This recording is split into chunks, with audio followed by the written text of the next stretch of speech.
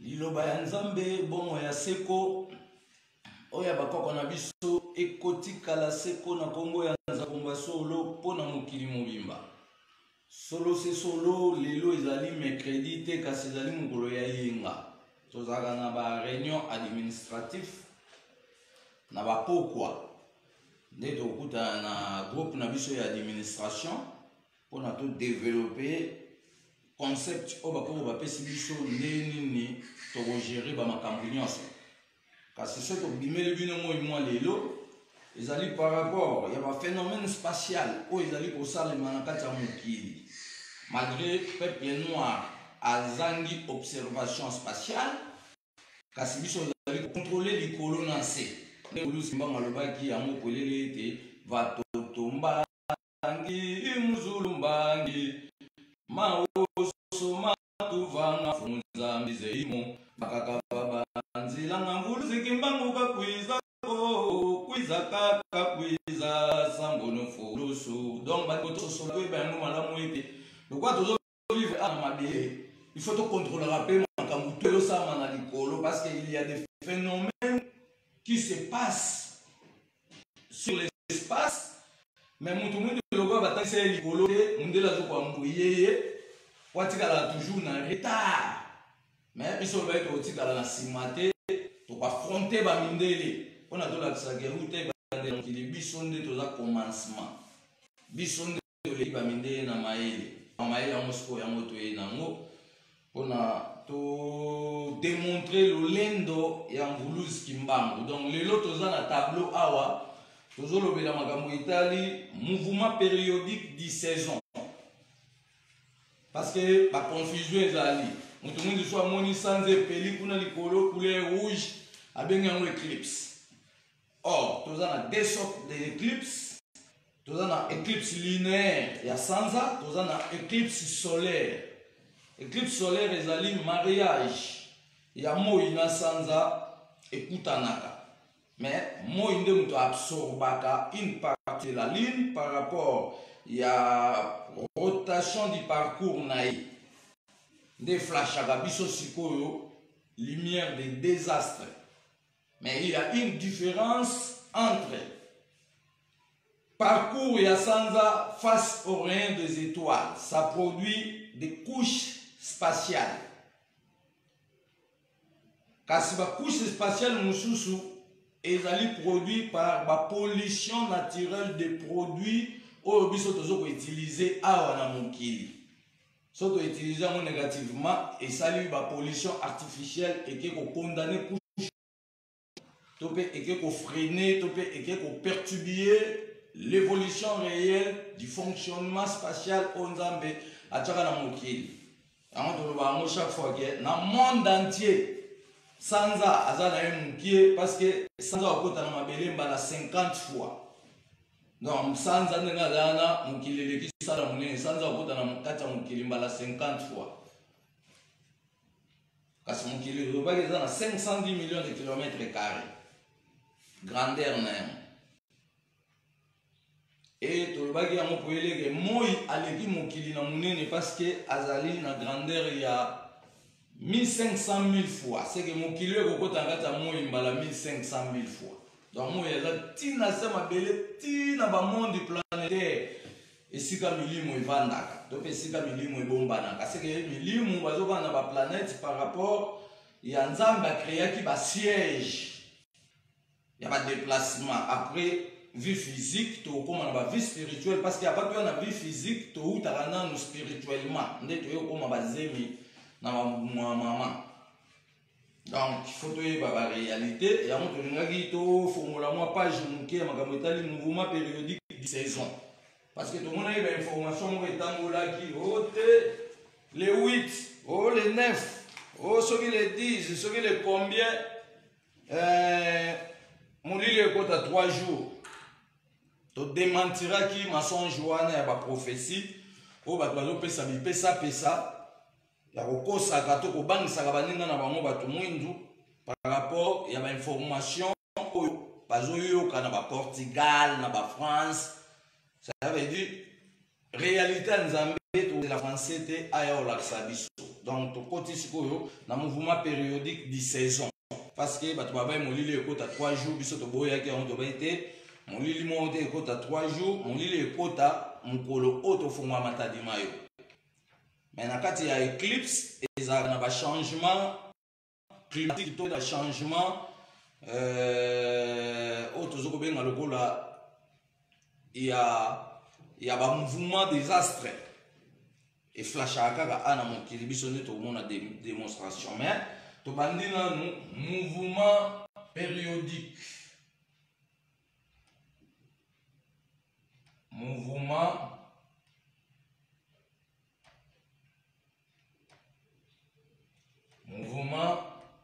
périodique de saison. Mouvement périodique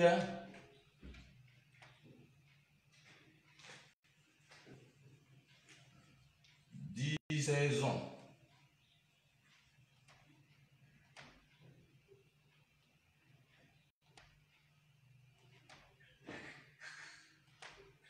Na kati ya mouvement périodique de saison so totie na calendrier na biso babantu lelo tozali dimanche bakona so babengaka yango yenga tozali le 21 6e mois 5611 années depuis le commencement ya ebandeli ya bato mwindu na kati ya mokili to depuis le commencement de ce monde.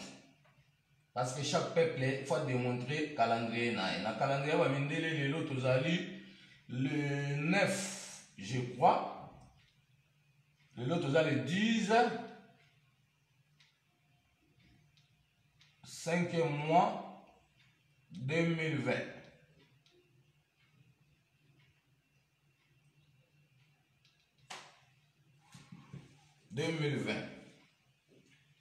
Tolobi mouvement périodique de saison par rapport ya bilembo oyo nyonso bozomona likolo ezali kolamba makambo oyo ekozongisela biso na se mpona todécouvrir vérité ya etamboli ya bomoto ya bato na bato selon réalité divine oyo nzambe apesaki.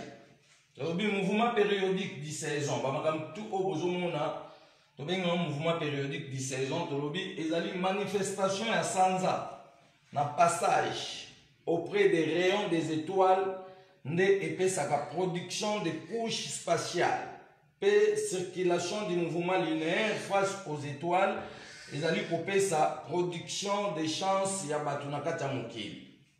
Ça veut dire mouvement périodique de saison eza éclipse te toujours na kati ya éclipse mais tolobi eza différent parce que mouvement des astres nde produit éclipse mais na kati tolobi dans des éclipses linéaires na éclipse solaire parce que faut biso tozala ba analyse ya koyeba nini nzambe batiaki fonctionnement ya mokili na face ya tous les bien-être nde tokocomprendre mpe koarrive kocréer kofabriquer mpe koinventer donc faut totia mémoire supposé nettoyer ba moral nyonso tout colonial oyo basurcharge biso na tozanga maye ya kosala étude de ce monde qui marche ça passe abokeli biso soi na 1995 na nzela ya kokoma ngongele apesi biso 16 740 000 mémoires. Il y a explication de l'humanité tout entière par rapport il y a 510 millions de kilomètres carrés. Donc tolobi na point 1 na biso tolobi mouvement périodique de saison ezali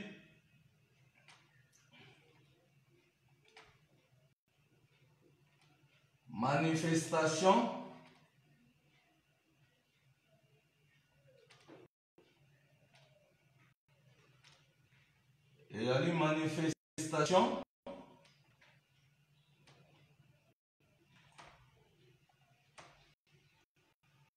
les manifestations il y a sanza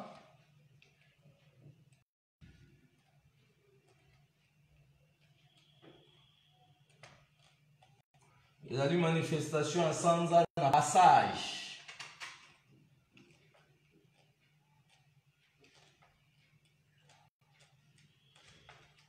Manifestation à Sanza na passage auprès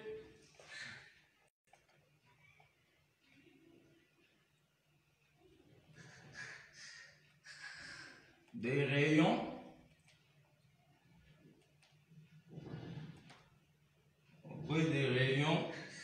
des étoiles.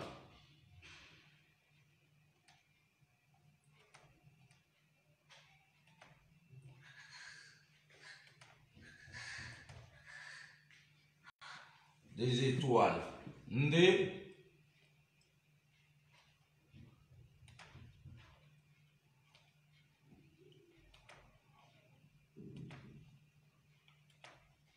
epesaka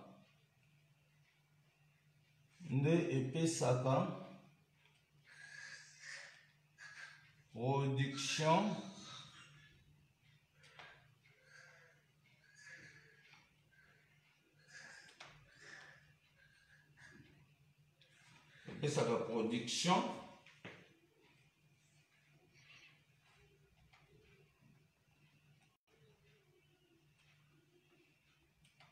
des couches spatiales.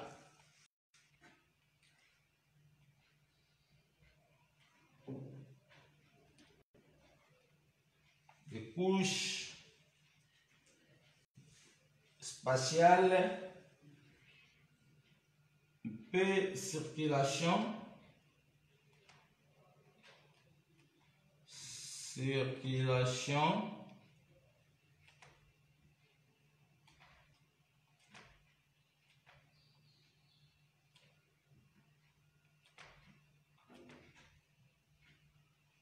circulation, du mouvement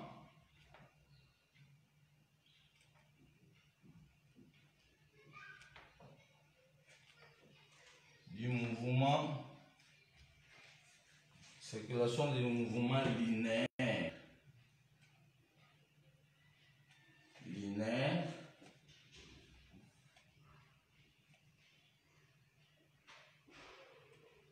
face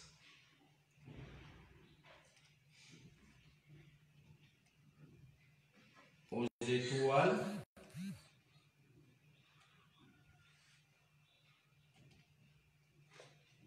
ezali kopesa biso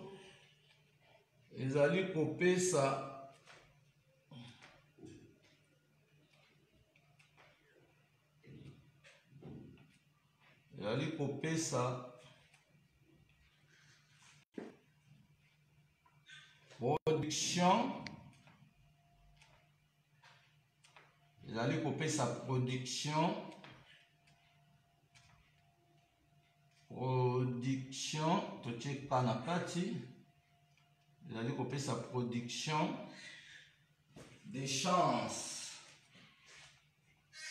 ya bato na kati ya mokili. Des chances ya bato na kati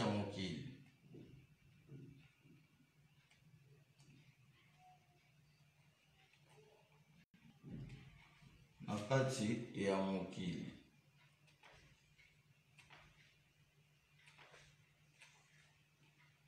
Donc tobandeli na mouvement périodique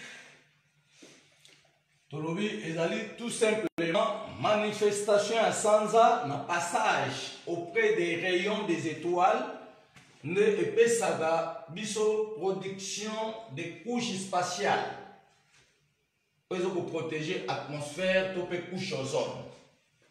Pour nous vivre en stabilité normale, pour circulation du mouvement linéaire face aux étoiles, et ali pour sa production de chances, il y a la production de chances, il y a la vitesse orbitaire des horoscopes. Vous voyez, na point mibale tolobi circulation du mouvement linéaire face au rayon soleil topé solaire nde epesaka biso production de brouillard pendant 6 heures du temps. Soki ezali sanza ya mbongwana wana akose manifester 2 fois na journée, tongo pe après-midi. Pe sanza akobimisa plus de 4 formes. Ça veut dire tout le monde a le 7 et le 8 événement bandaki le 7 na butu. Tobini que sanza topé likolo ezolamba makambo ya sika oyo elingi ko faire découvrir biso nyonso. Pona toyeba bosolo na nzambe pe toyeba nzamba lingaki nini pona mokili na ye par rapport ya responsabilité en charge oyo yakabelaki nga na yo. So toyebi yango nde mutu na mutu akobénéficie siko part ya bomoto na ye na kati ya mokili parce que mokili mpe eza na bomoi. Bomoi ya mokili ezali façon ya malamu oyo nga nango tokotambwisa mokili. Mais so tozomusu mokili na bangeshi todétruire mokili donc tokomi bazabolo tokomi banguna ya nzambe. La point D na biso circulation oyo tozokobenga lokola circulation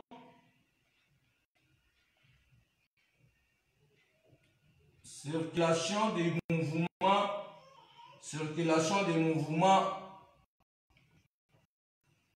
linéaires, des mouvements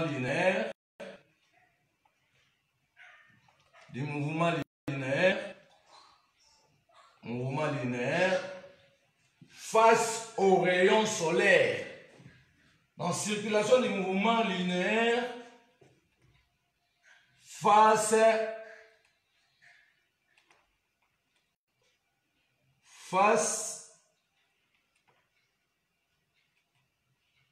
aux rayons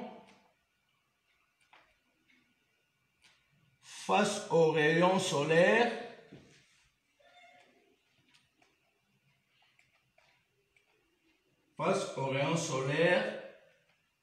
nde epesaka biso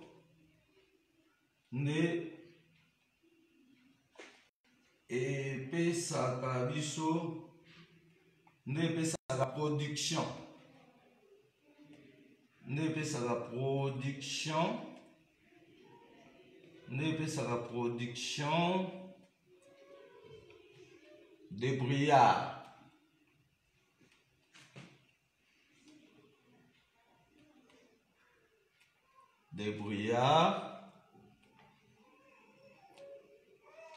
Production de brouillard pendant 6 heures du temps. Au moins il est 8, tout la mouga na tongo, tout la mouga na brouillard. Et brouillard wana batumsu bakome kubanga bamona événement balobaki molili kokota mais nzokande ezaki makama molili te mais ezaki nde mouvement périodique de saison par rapport aux productions parce que il y a une différence. Nous sommes dans le 4e mois en Afrique centrale, nous sommes en Mboula Mouké, avril. Maintenant, nous sommes au 5e mois, 6e mois, nous sommes en juin, nous sommes en Elanga Mounene. C'est un bandi. Donc, il y a un changement périodique, il y a production, et qui il faut s'améliorer, il faut renforcer le système. Ne va pas renforcer la période et là va renforcer le système parce que la production et la biloko école rapé et les maïté mais une grande partie de biloko est en maï. Mais biloko pe en maïté ya mutu profita na mona autozo benga loko la elanga. Ya to lobi ake circulation du mouvement lunaire face aux rayons solaires nde pe sa biso production de brouillard pendant autozo benga loko la 6 heures du temps.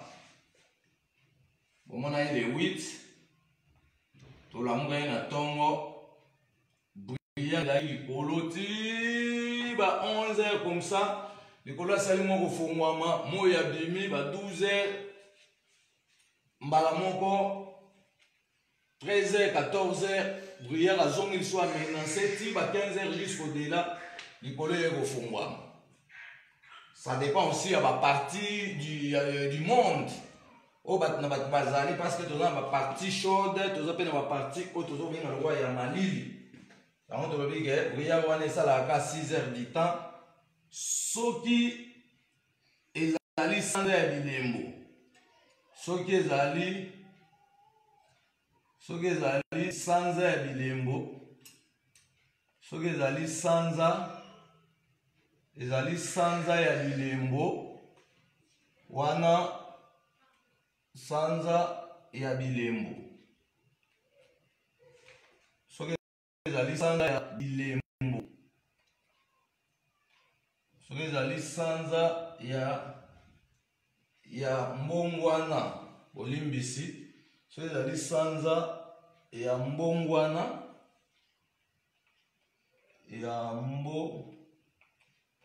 soki ezali sanza ya mbongwana, soki ezali sanza ya mbongwana, wana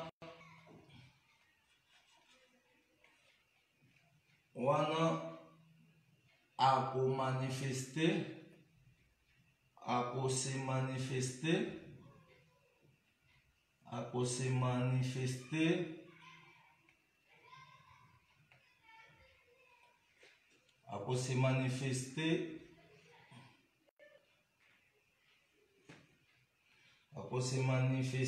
deux fois.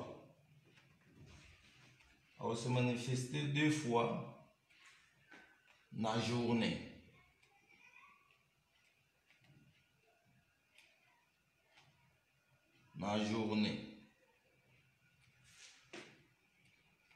Tongo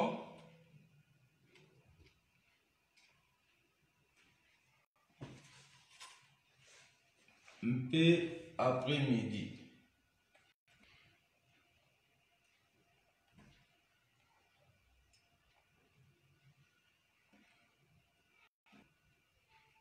Mpe après-midi. Pe sanza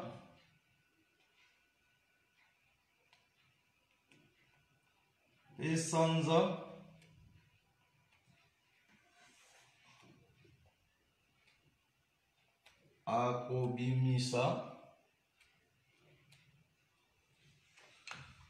pe sanza akobimisa quatre formes. Akobimisa plus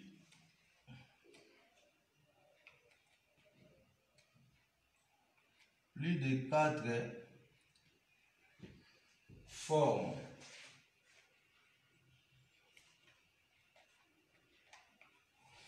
Donc, leçon à de lobby, circulation du mouvement linéaire face aux rayons solaires, et sa production de brouillard pendant 6 heures du temps, ce qui ezali sanza ya mbongwana.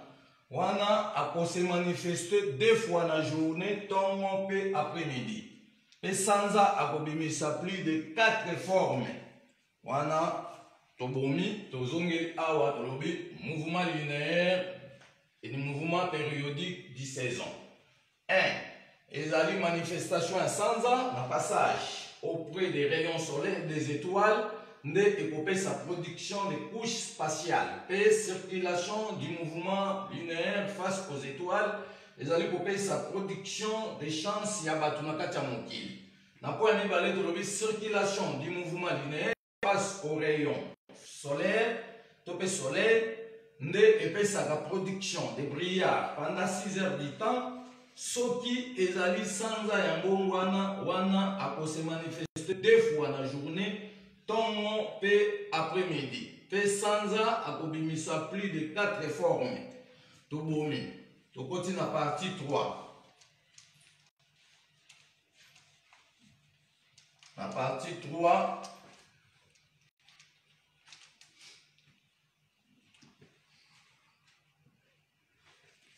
La partie 3 de lobby, détermination et parcours du chargement et du changement.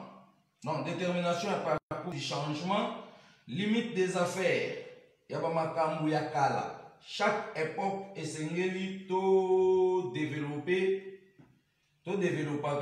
évolution, il y a tous les systèmes du débit. Donc, au titre de système, il y a le système, il y a le faire évoluer ce qui est principe de G.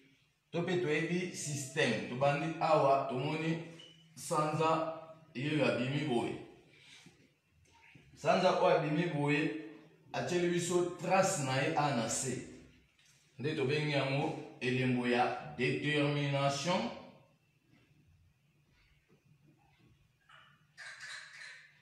Détermination.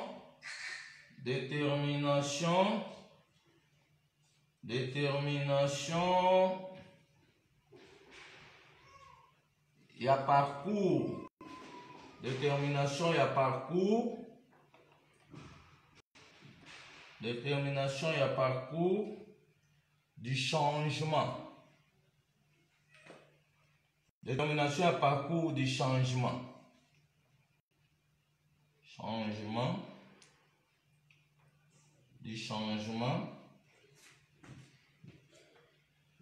Limite des affaires. Limite des affaires. Limite des affaires, il y a makambo akala. Limite des affaires, il y a bamakambo yakala.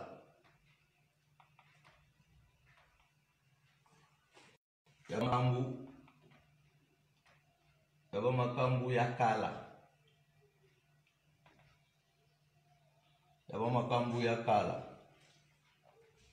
Chaque époque. Chaque époque esengeli to se développaka. Esengeli to développaka.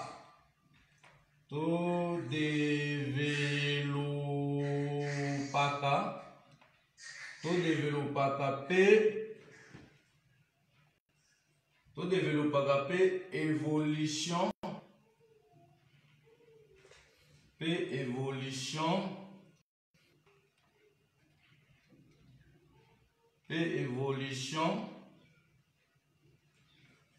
il y a tous les systèmes. Il y a tous les systèmes du débit. Il y a tous les systèmes du débit. Système du débit. Donc, ce que vous dites déjà dans le colo, sans avoir de l'embonnion, sur l'acception que vous avez déjà sans dans le colo, dans la 28 formes. Azo banana nouvelle lune, le gros la linzata. Après, bandi kokola, forme na tobe na mouvement croissance. Après mouvement croissance, soit comme na 14e linéaire, après ma pleine ligne. Après 14e linéaire, 15e linéaire, abandi ko katana, mais a débuté premier mouvement du quartier. Donc, à 14 linéaires, il y a un mouvement, il y a nouvelle lune, na croissance, na pleine lune, 14 linéaires, mouvement quartier. Et chaque mouvement est dans la production. Aujourd'hui, la nécessité, il y a tout autre vivre vis-à-vis de la nature, nous sommes mais ce que tout le monde dit sans rouge, couleur rouge, comme le roi Makila, cela veut dire, sans avoir détermination de la vie. Détermination de la vie. Détermination de la vie. Parce que la détermination de la vie, tu dis sans abîmer ce qu'on voit dans la couleur rouge, peine détermination de la vie par rapport à quoi? Et la limbongwana, il y a un programme nyon, so ya mokili mobimba. Tolingi to kota siko na obligation di réalité. Pour na batu banso, batambola na bosembo ya kombo na nzambe parce que mokili ezaki détourné. Par rapport à la conduite, il y a un toujours bénéficier de négativité à tout moment, toujours là, peut toujours téléganzo quand les zamba tchela qui biso nyonso.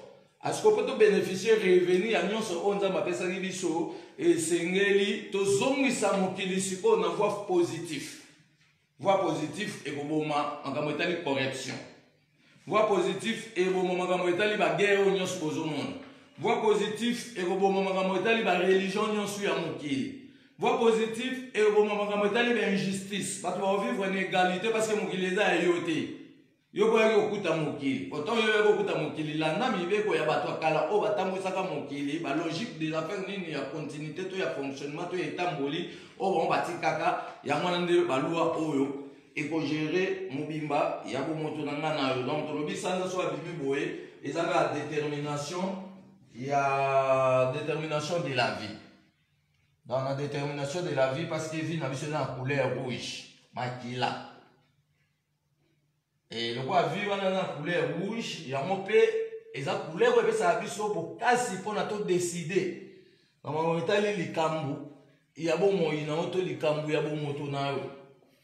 Il y a mon moni na invocation des esprits pour nous contacter mon lit, mon yako kupemba, tu utilises la couleur rouge parce que on te dans pour casser, il y a pour mettre décision, il y a pour moto décision et makambo yo en place. Tout en exercice, tout en application, tout en accomplissement.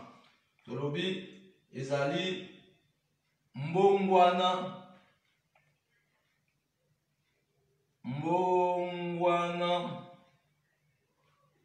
ezali mbongwana ya ba programme nyonso ya mokili ya ba programme nyonso ya mokili mobimba. Ba programme nyonso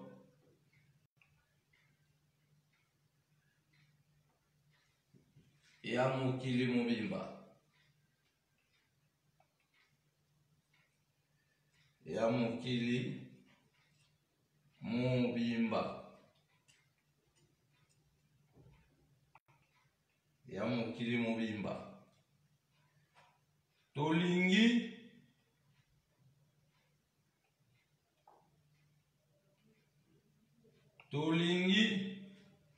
tokota na obligation. Donc obligation ya vie nanga na yo ezoya. Est-ce que ozela ka mundele nda diktaka yo, ozela OMS nda contrôler la santé na yo. Ozela pour nous vivre, il faut pas y avoir beto vaccin. Donc atolobisco que tolingi to changer makambo ya mokili. Mokili ekoninga na solo parce que tokoboya mibeko ya ba colonisateur parce que tu comprends que tu as toujours la colonisation mais ba maskaka biso. So tolingi to sembwama, tolingi to fongwama. Poto la ba chaîne union tout esclavagisme na colonisation oyo et condamna ka sikoyo o s'exprimer selon pour s'enzamer ou akelaka yo. Donc on vivre esco na kaka.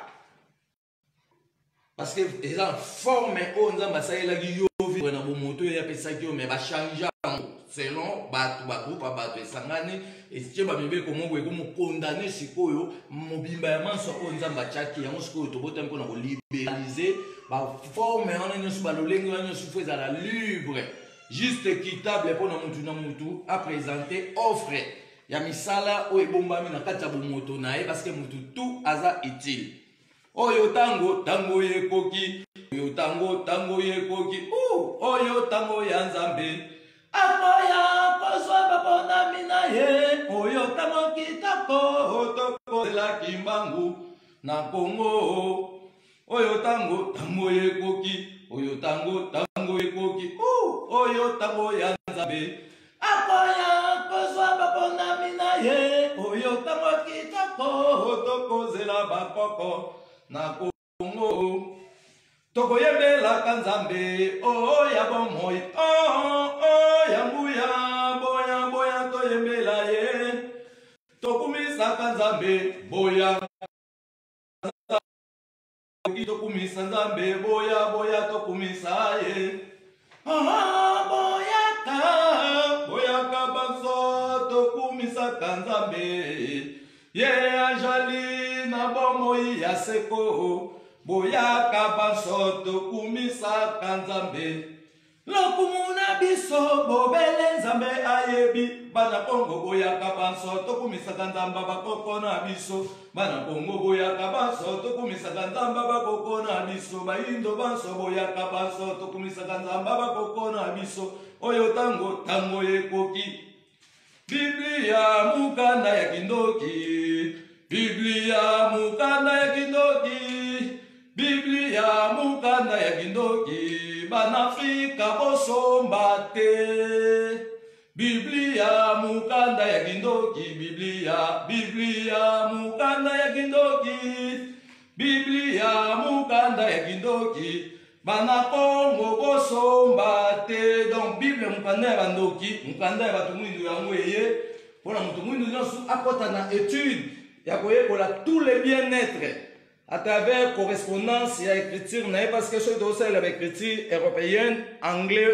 arabe, chinois, parce que détecter secret et avoir des lettres dans secrété. Celui qui peut sa santé n'a pas OMS, parce que il organisme le plus fort, peut détourner savoir. Il y a beaucoup de gens qui ont complété, beaucoup de gens qui ont détermination de la vie. So moni sandra bimi rouge to benga mbongo na ba programme nyonso ya mokili mobimba toni kokota na obligation ya nzambe za obligation ngo ezoya ponza matina bote oswane la langue française wana comme esclave parce que yo pe ba pesa ko langue siko ngoni no ovande la pe oya yo ba pesa ba tuna ba tu bomoto. Mais biso bomoto na biso to sundola yango to kota na bomoto ba européen to mo vivre na mode européen donc kamwana et kozala éliminer pona Afrique tout entière ezala libérale et bénéficier pour revenir mo bimba bomoto na yango parce que ba ndele ba lancer makambo coronavirus to lo ba déjà que ba on va préparer au changer makambo mais nzambe pe siko na likola zo na tsabilembo o ezo ko changer siko makambo pe e ko contredire ba programme wanyo suko ba osala tina ngoto baike ndeko to milengela parce que bitumbezali koya to kokunda na ba mindele non atobi détermination de la vie mbongwana ya ba programme nyonso ya mokili mobimba to lito kota suko ndena obligation di réalité ni onza basala ki uzana mo ese basala ki yo osabe école oye ko la français. Ou bien, si vous avez une école, il faut que vous ayez la langue. Si vous avez une école, il faut que vous ayez des études faites pour que vous ayez la langue. Mais le lot, si vous avez abomi des études faites à transformer la langue, à comme professeur, comme limité. Or, depuis notre antiquité, il y a déjà makambu, il y a biloko nyonso onza mapesaki pe to identifiaki eloko na eloko na kombo na yango kasi lelo yo lokwa to négliger ba langue na biso to sali be école nde pona sa propagande ya langue française pona olakisaka bazali ba maître na biso kopesa bango ba honneur moko ezanga tina ya biso moko elali pongi nani akosala orthographe to grammaire ya lingala yango to elingi no sikoyo grammaire ya lingala na orthographe Naba makambu na monyo sous adjectif qualificatif. Il y a toutes les langues de l'Afrique. Donc, on peut dire ça la école africaine. Oyo, et que zone c'est une rentabilité. Il y a mobimba ya bomoto na biso. Parce que moutou a autant selon préparation des matières, il y a plein de cours naïe. Toi, nous avons sous plein de cours où tu as Europe, parce que l'école tout bon en Afrique, programme au batang c'est l'Arabie so, basé la Europe, et ça la programme. Nous avons eu un temps de zété. Si vous avez un temps de Europe, vous programme un temps d'arbre. Moi, je vais retarder. Parce que vous avez un quota de zété. Bon, vous avez un zété pour évoluer, il y a des boisements. Yo au côté na makambo ya arbre ya le ba programme ba moto na ba freiner ngo ko mo je pour vivre il faut européen mutu aya donc to bien que les européens va condamner crime contre l'humanité va disperser va foyer africain tous et là ba gouvernement africain tout va ça la biso plainte ya sambi sa ba européen so ba sala en monter biso to sala yango parce que to bota na puissance divine ya ko renverser mon kili oyo ezonga na réalité o nzambe akele la kiango donc a commis sans so couleur rouge détermination de la vie. Mbongwana ya ba programme nyonso ya mukili mubimba. Donc tolito kota siko na obligation ya réalité ya Nzambe. Pona batu banso batambola na bosembo ya kombo na Nzambe. En réalité ezo esko obligé ngana yo. Poto tambo siko na bosembo kombo na Nzambe parce que sans réalité batu bakoti na démagogie bakose Nzambe makambo. Oh abote mwana mobo ekomoni Yesu. Mwana monde akoya ozwa bato amema bato na lola mais banda baafricain basali batapage ya kodiscute lelola awa ti lelo bacreye nano avion te mais bazo koprécipite bakeye lola biso bibo so boni bokeye lola bokanisa bisaka tindika bino na lola biso tokeye lola te parce que Nzambe atindi biso na mokili place na biso eza na mokili donc biso toza déterminé ya kozala na mokili makambo ya lola tozalaka nango te tomoni sanza abimi boye abimi lokola moi tobenga yango donc abimi si ba rayon na ye boye tobenga yango sanza abimi na cercle rayonnante yango tokomi sanza abimi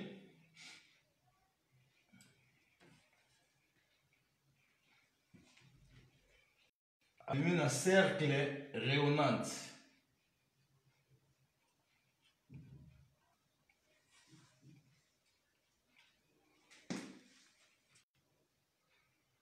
Un cercle rayonnante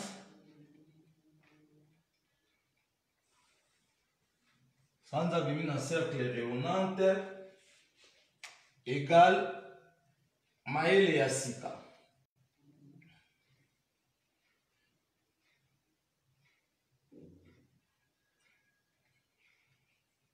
Maele ya sika. Maele ya sika eye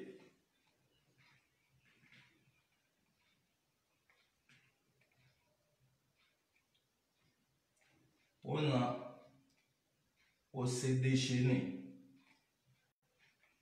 On s'est déchaîné.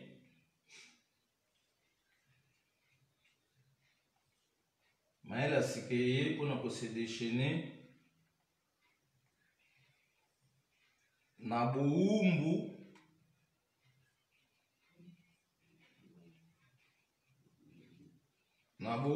oyo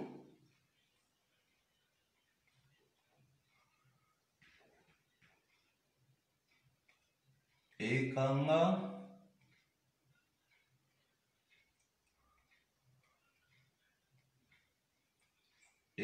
biso munoko. Ekanga biso munoko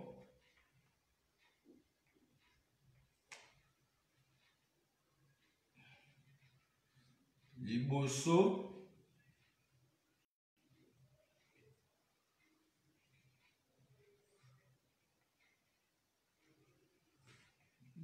ya bomengo na biso.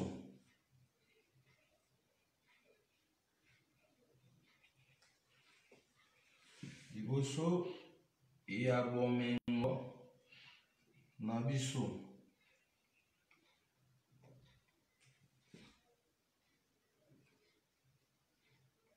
Pona mutu na mutu. Pona mutu na mutu. Pona mutu na mutu abuka. Pona mutu na mutu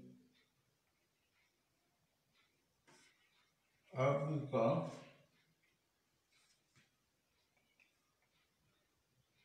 mbuma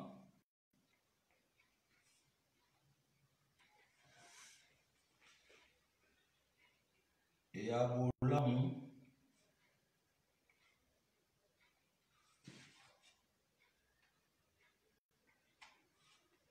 bolamu ya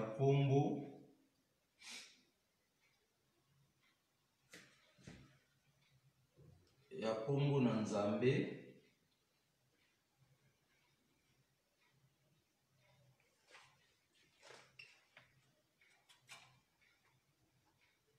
kombo na nzambe lobiko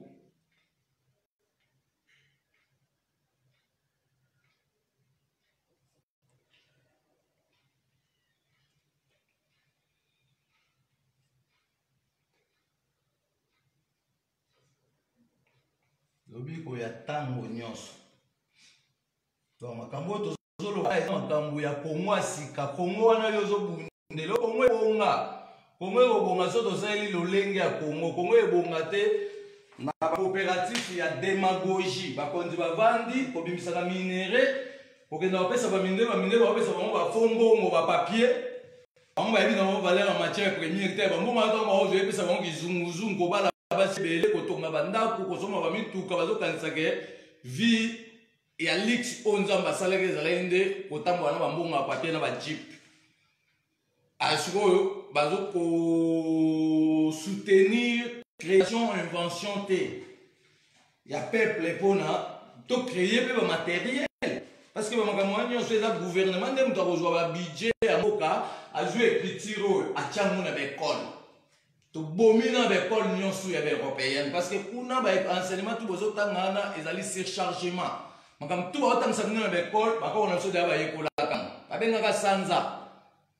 Donc je n'ai pas le temps ya koyekola la ligne. Wana eza siko na bandeli sous classe. Eza lokwa moninga zo sakana na parce que yoko yekolaka sanza bon. Neni yo étude ya sanza okoti mbala mo na étude de la ligne OK concept eza ndenge monter par rapport étude faite au bako kono basalaka ba savant noir. Non étude o bamindele basali bayekoli pa ya bakoko parce que koko ligne ayekolaki sanza pa ya bakoko nda bimisaki secret ya makambo eta ligne mais toujours na démagogie parce que apesi yo nyonso te mais abiso siko tozoloba nyonso toloba sanza soka bimisi ba rayon na ye boye tobengi yango sanza abimi na cercle rayonnante. Cercle rayonnante wana eza elembo ezolakisa biso ke mayele asike ye mpona kose déchaîner okata basinga ya boumbu oyo ekanga biso minoko liboso ya bomengo na biso mpona mutu na mutu apuka mbuma ya bolamu ya Kongo na nzambe yango nde lobiko ya ntango nyonso. Donc Afrique mobima na bakonzi bapere mundela akangisa bango munoko liboso ya bomengo na bango parce que aimposaka biso nyonso nani aloba kako sa badiscussion na makambo oyo ya pampama mais moninga azoya azozwa biloko na bino par la force. Bokanga munoko nana o discuter or rien du tout. Nana o discuter les diamants rien du tout. Nana o discuter les cuivres rien du tout. Nana o discuter les manganèse rien du tout. Nana o discuter les émeraude, topaz, aluminium. Otozo benga lokola étain. Nana o discuter les donc tout le minerai. Alors ba kota peuple na distraction a discuter ba mokamo bo pa pa biso bi distraction na kota biso te toye sikoyo pour contrôler l'Afrique. Pour ça, l'évaluation de tous les bien-être de l'Afrique. Pour vendre la table, le gouvernement du monde africain, pour toute mise en place, il y a un nouveau système où c'est l'Africain revenu à Bomengonae pour jouer en charge comme la détermination d'une vie sociale déterminée. Parce que tu peux vivre dans la mobilité. Mais un groupe de gens africains comment coopérer comment on système donc commerce dans le système à ce que autant africain Afrique influence sa province moi bongisa bacha courant la province moi la province il faut OK la information on a toujours ça la modernisme. Mais pourquoi vous avez une modernité dans la province? Parce que mbongo wana mino bozolia eza matière première ya mboka nde mutazo produire yango. Eza mbongo mutute. Eza mbongo ya Tshisekedi te, eza mbongo ya Kabila te, eza mbongo batu tout baocha trouble te na kati ya gouvernement. Parce que oza ba gouvernement pour na bolakisa biso capacité ya bomoto na bino bo bimisi produit so botekeli ba étranger, botekela ngo pe selon loi na bino mais ba loi na nyoso bo vivre nango to bonda pona boboma yango. Parce que ça va loi aux ça avantage na ba européenne ba oyiba biso siko bana na biso nini to promettre bango vie sociale ya biso moko ezo mona na te bongo ya bana biso yozande eza plus pire on le bien que sanda soka bimi boye eza détermination et parcours du changement limite des affaires ya ba makambu ya kala chaque époque esengeli to se développer capé évolution à tous les systèmes du débit. Tout le monde sans la lumière rouge, détermination de la vie. Mbongwana ba programme nyonso ya mokili mobimba. Toni to kota na obligation de réalité. Pona batu banso batambola na bosembo ya Kongo na Nzambe. Sanza bimi boye na ba rayon na ye to bengi abimi na cercle rayonnante égal maele ya sika e pona ko se déchaîner na boumbu oye kanga biso munoko liboso ya bomengo na biso pona mutu na mutu abuka mbuma ya bolamu ya Kongo na Nzambe nde lobiko na biso ya tango nyonso to bomi to l'équipe to ke kosilisa to bomi to l'équipe to ke silisa et quantité to l'équipe to ke kosilisa programme na biso parce que na nina bakisa to l'équipe wani continue to l'équipe to bomi a nyonso tout to l'équipe to ke ndeko silisa programme na biso ya mukolo lelo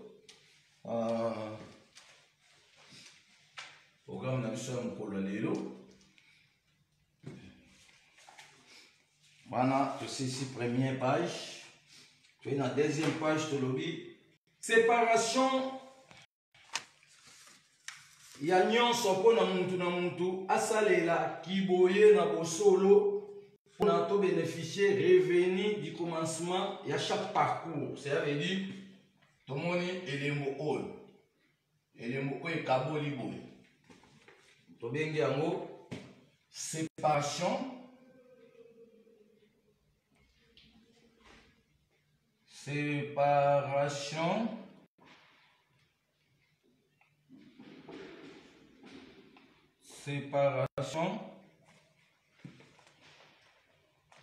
ya nyonso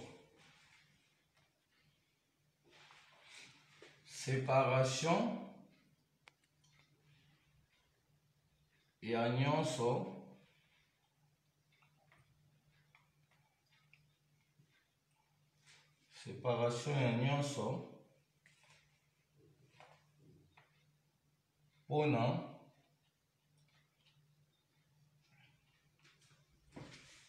mutu na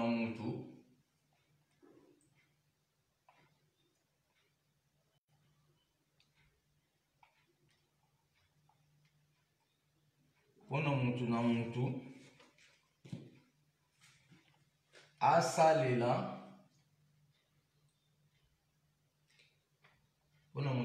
asalela kiboye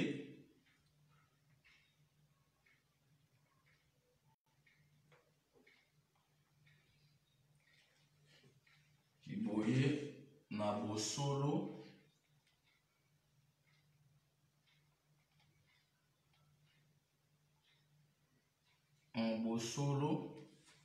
pona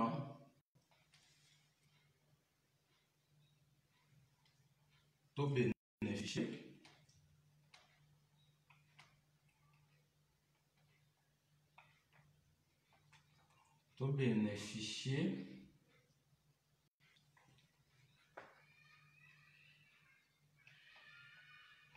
bénéficier revenu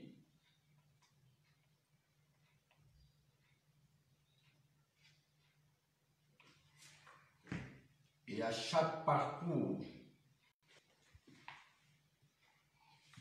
revenu du commencement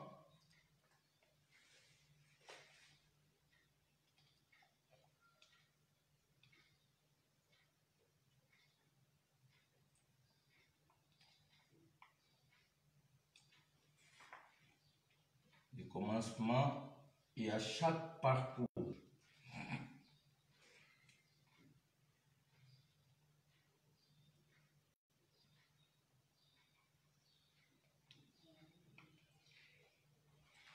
Atokomi elembo oyo eza ba bilembo to lobi qu'il faut contrôler la likolo parce que ezola ça ba bilembo plusieurs signes et chaque signe wana eza na ba signification ya makambo obiso to ko vivre na kati ya mokili. So yo ozozela yezwa ya oyekola sanza te oyekola moi te oyekola étoile te yo komana ka zoba balangwisa na makila yezu okomona lobaka yo yezu akoya atobike elembo otomoni eza bilembo euti koleka deja na date ya le 8 mais tobi makambo ebandeli deja na butu ya le 7 séparation ya nyonso mpona mutu na mutu asalelaki boye na bosolo mpona tobénéficier revenu du commencement ya chaque parcours bakoko bavivra na mokili oyo baya énergie oyo bango basalaka ezalaka mpo ngana oyo topuka revenu so ngana oyo lelo tonéglige bakoko revenu ya bolamu bomoto na ngana oyo ezotelengana quelque part parce que tokoma olanda ya siko revenu ya bato mosusu moto aolanda abraham olanda revenu ya bana abraham nzoka bana abraham basala politike yoyo oyiba biloko ya congo biloko ya afrique bango nde baokee kosenrichir nango yo siko ntango olanda bango ozalaka asemba biloko ta balengombe bazwi mikwa bafibi babwakeli yo donc balingaka biso te